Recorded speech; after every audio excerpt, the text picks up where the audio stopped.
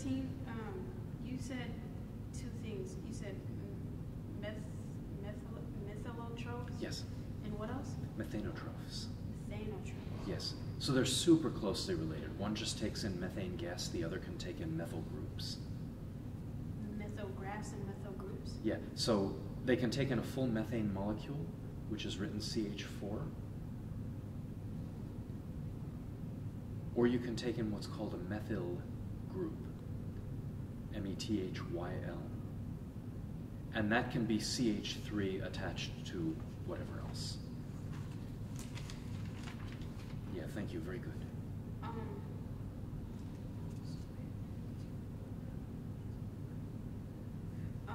So you said in the beginning, the emergence of life creates a relief path for Yes, what good. to go through. Good.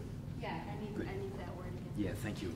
I talked about electron pairs going out of one kind of chemical bond and into another kind of chemical bond.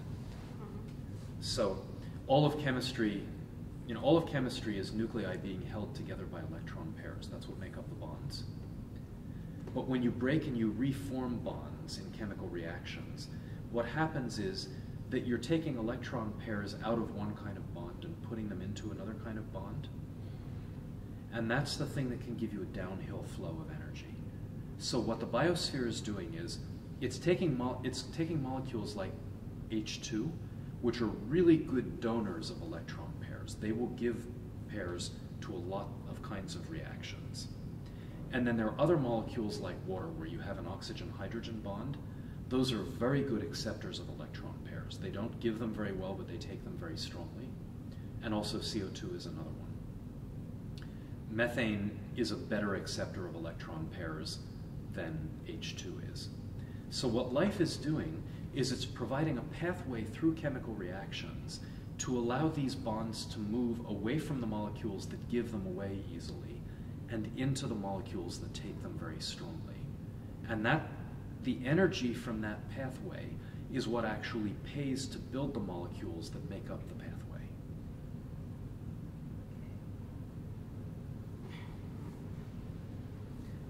So if the planet didn't have that method of making the energy flow, what would have happened?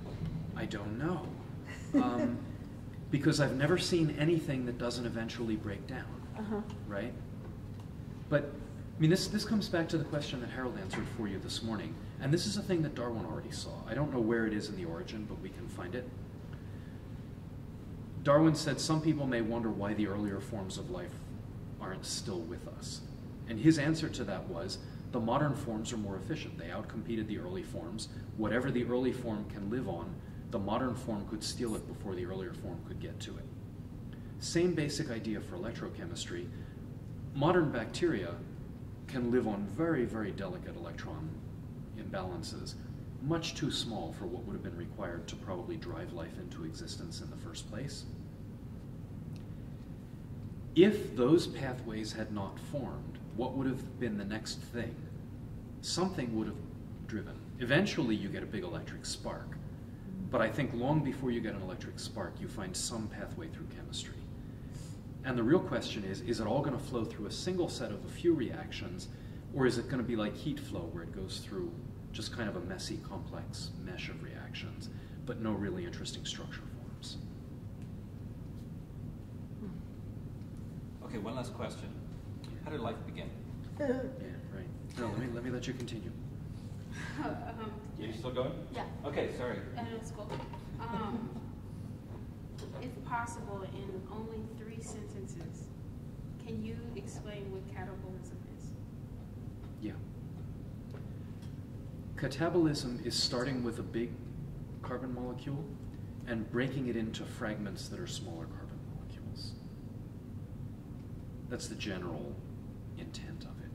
Big molecule broken into Fragments?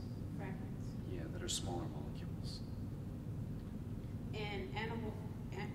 Anabolism. Anabolism? Is that the opposite? Exactly, exactly. That's when you take your little pieces and you build them up into bigger pieces.